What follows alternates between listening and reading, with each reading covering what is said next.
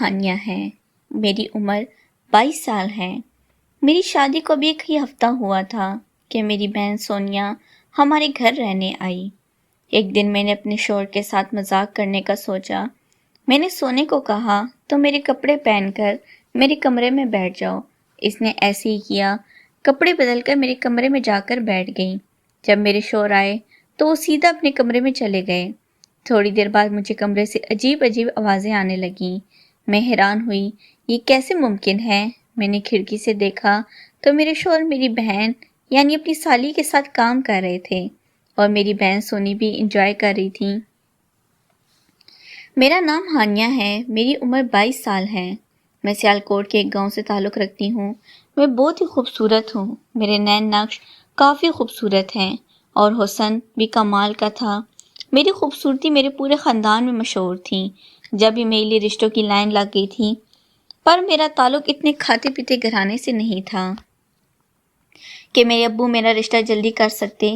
اسی وجہ سے انہوں نے یہی سوچا کہ جب میں بڑی ہو جاؤں گی تب بھی میرا رشتہ ہوگا۔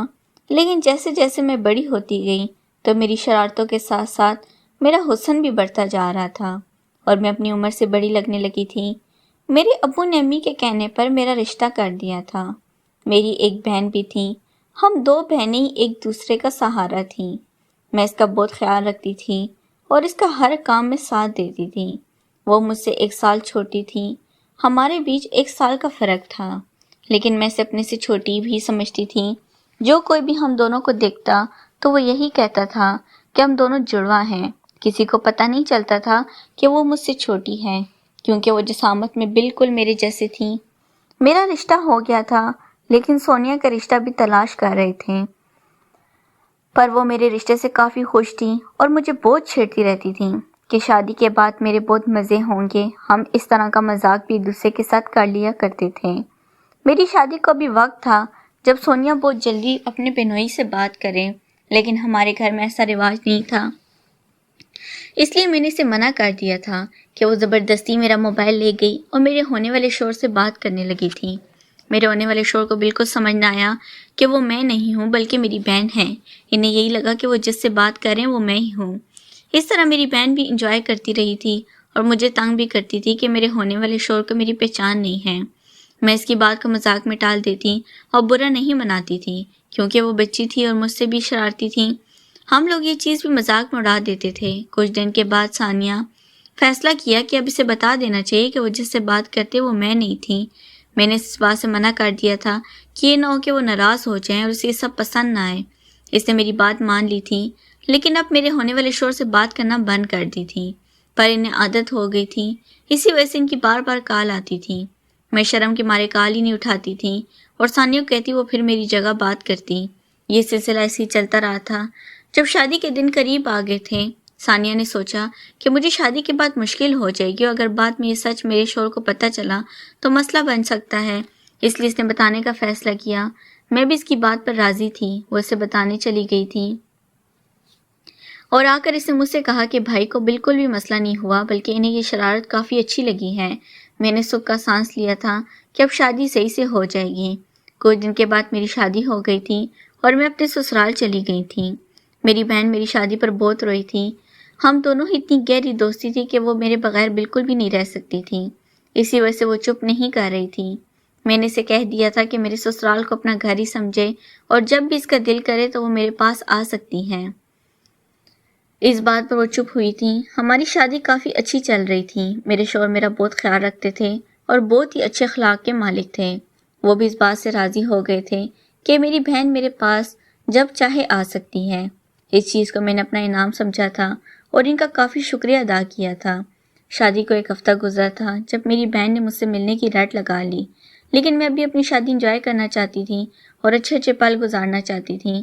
اس وجہ سے میں نہیں چاہتی تھی کہ وہ بھی آ جائے، پر میرے شوہر نے جب سنا کہ ثانیہ ہمارے پاس رہنے کے لیے آ رہی ہے تو وہ خوش ہونے لگے تھے اور کہنے لگی تھی کہ ثانیہ کے آنے پر انہیں کوئی مسئلہ نہیں ہے۔ میں نے ثانیہ کو آنے کا کہہ دیا اور اس طرح وہ میری شادی کے 1 ہفتے بعد ہی میرے پاس آ گئی تھی۔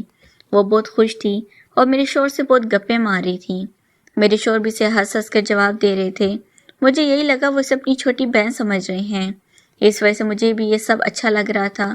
ایک دن میری بہن مجھ سے کہنے لگی، اسے لگتا ہے کہ میرے شوہر کو ابھی بھی میری پہچان نہیں ہوئی۔ میں شوق ہو گئی تھی اور میں نے اسے صاف صاف کہا کہ اب ہمارے درمیان سب کچھ ہو چکا ہے، اس وجہ سے وہ مجھے پہچان سکتے ہیں۔ پر میری بہن میری بات پر مسکرانے لگی اور کہنے لگی کہ ایسا نہیں ہو سکتا، اگر وہ میری جگہ میرے شوہر کے پاس چلی جائے گی تو میرے شوہر اسے اپنی بیوی سمجھ لیں گے۔ میں اس بات سے انکار کرنے لگی تھی اور اس حد تک اپنی بات پر ڈٹ گئی کہ میں نے یہ سب کرنے کا فیصلہ کر لیا۔ میری بہن بھی اس بات پر راضی ہو گئی۔ میں نے اپنی بہن کو کہہ دیا تھا کہ وہ اب میرے کپڑے پہن لے اور جیسے ہی میرے شوہر گھر آئیں گے تو میری جگہ وہ میرے روم میں چلی جائے۔ اس نے میری بات مان لی اور میں نے اسے اپنے کپڑے پہنا دیے۔ اب میرے شوہر گھر آئے تو فوراً روم میں چلے گئے اور دروازہ بند کر دیا۔ میں انتظار کرنے لگی تھی کہ میرے شوہر واپس آئیں گے اور مجھ سے کہیں گے کہ انہوں نے ہمیں پہچان لیا ہے، کیونکہ مجھے اب بھی اپنے شوہر پر یقین تھا کہ وہ مجھے پہچانتے ہیں۔ لیکن 2 منٹ سے زیادہ وقت گزر گیا تھا اور کوئی بھی باہر نہ نکلا۔ مجھے حیرانی ہو رہی تھی کہ ابھی تک وہ اندر کیا کر رہے ہیں۔ میں نے دروازہ کھولا تو اندر سے روم لاک ہو گیا تھا۔ میں شوق ہو گئی تھی اور اب کافی ڈرنے لگی تھی کہ یہ میں نے اپنے ساتھ کیا کر دیا ہے۔ مجھے ڈر لگ رہا تھا کہ میرا پلان مجھ پر بھاری نہ ہو جائے۔ میں نے ہلکا سا دروازہ بجایا لیکن اندر سے عجیب آوازیں آنے لگیں۔ میری بہن عجیب آوازیں نکال رہی تھی۔ مجھے کافی تجسس ہو رہا تھا کہ نہ جانے اندر کیا چل رہا ہے۔ میں نے کھڑکی کی طرف بھاگ کر سوراخ سے دیکھا تو اندر کا منظر دیکھ کر میں شوق ہو گئی تھی، کیونکہ اندر میری بہن میری جگہ پر تھی اور میرے شوہر اس کا کام کر رہے تھے۔ میری بہن کافی انجوائے کر رہی تھی۔ مجھے اندازہ ہو گیا تھا کہ میرے شوہر کو میری پہچان نہیں ہے، اس لیے انہوں نے اپنی بیوی سمجھ کر اپنی سالی کے ساتھ وہ سب کر لیا ہے۔ پر میری بہن کو سب کچھ معلوم تھا، لیکن وہ یہ سب کیوں کر رہے تھے؟ مجھے شوق لگا تھا، پر اب کچھ نہیں ہو سکتا تھا۔ میں یہ بات اپنے شوہر کو بھی نہیں بتا سکتی تھی، اسی وجہ سے میں چپ چاپ وہاں سے چلی گئی تھی۔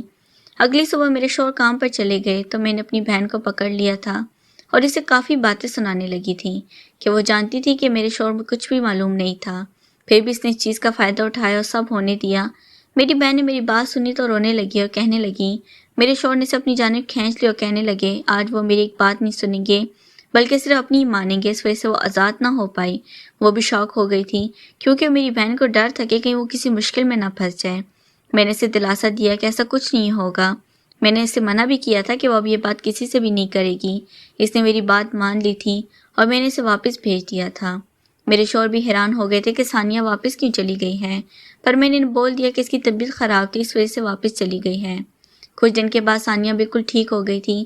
اس نے یہ بات کسی سے بھی نہیں کی تھی اور کچھ دن کے بعد اس کا بھی رشتہ پکا ہو گیا تھا، لیکن اسے اس بات کا ڈر تھا کہ اس کے ہونے والے شوہر کو پتہ نہ چل جائے کہ وہ پہلے یہ سب کر چکی ہے۔ میں نے اسے یقین دلایا کہ آج کل کے زمانے میں کوئی بھی اس چیز پہ یقین نہیں کرتا ہے اور یہ سب عام ہے۔ وہ کافی پرسکون ہو گئی تھی اور اس کی شادی ہو گئی تھی۔ شادی کے بعد میری اس سے بات ہوئی تو بہت خوشی مجھے بتا رہی تھی کہ اس کے شوہر نے اس کی بہت تعریف کی ہے۔ میں نے بھی سکھ کا سانس لیا۔ اس طرح ہم دونوں ہی اپنی اپنی زندگی میں خوش رہنے لگے۔ میرے شوہر کو بھی وہ سب پتہ نہ چل سکا اور میں بھی خوش ہو گئی تھی۔ ثانیہ بھی میرے گھر آ جاتی، ہم لوگ اب بھی ڈھیر ساری باتیں کرتے اور انجوائے کرتے تھے۔ وہ سارے پلان کا بھی ذکر کرتی تھی اور ہم لوگ کافی ہنستے تھے، لیکن وہ سب نادانی میں ہوا تھا اور اس میں کسی کی بھی غلطی نہیں تھی۔ اگر آپ کو ویڈیو اچھی لگے تو پلیز چینل کو لازمی سبسکرائب کریں۔ شکریہ۔